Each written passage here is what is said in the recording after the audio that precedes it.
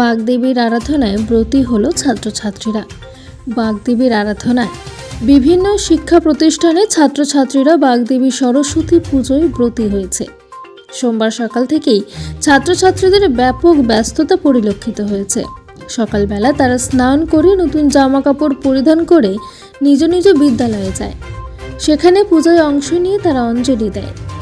ছাত্রছাত্রীদের কাছে এই দিনটি অত্যন্ত গুরুত্বপূর্ণ, কারণ বিদ্যার দেবী সরস্বতী দেবীকে আরাধনা করতে প্রতি বছর তারা এভাবে বিশেষ আয়োজন করে।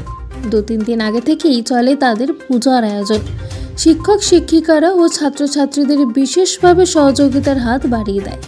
পূজা মানে আনন্দ, এর কোনো জাতপাত বর্ণ কিছুই হয় না। প্রতি বছর এই দিনটির জন্য ছাত্রছাত্রীরা অপেক্ষাও করে। রাস্তাঘাটে সেদিন কচি কাচারা শাড়ি এবং পাঞ্জাবি পরিধান করে ভিড় জমিয়েছে। কেউ কেউ দিনটি বাঙালি ভ্যালেন্টাইন ডে বলে থাকে। সব মিলিয়ে এক আনন্দমুখর পরিবেশ। তোমার নাম কি?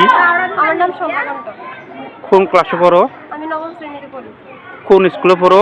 পিএমসি মাধ্যমিক হাজার। এই যে আজকে যে আমি যে এখানে আইসা দেখলাম যে এখানে নাচ গান এবং মুক্তি সরস্বতী মা, আজকে বিষয়টা কি, পুরো বিষয়টা কি তো আমার যদি জানো। বিষয়টা হলো যে এখানে প্রথমত হলো দেবী সরস্বতী মায়ের পুজোটা হচ্ছে মেন, আরাধনাটা হচ্ছে মেন, আর এখানে মজাও হয়।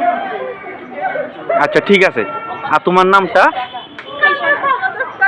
তুমি কোন ক্লাসে পড়ো? আজকে বিষয়টা যদি একটু কও।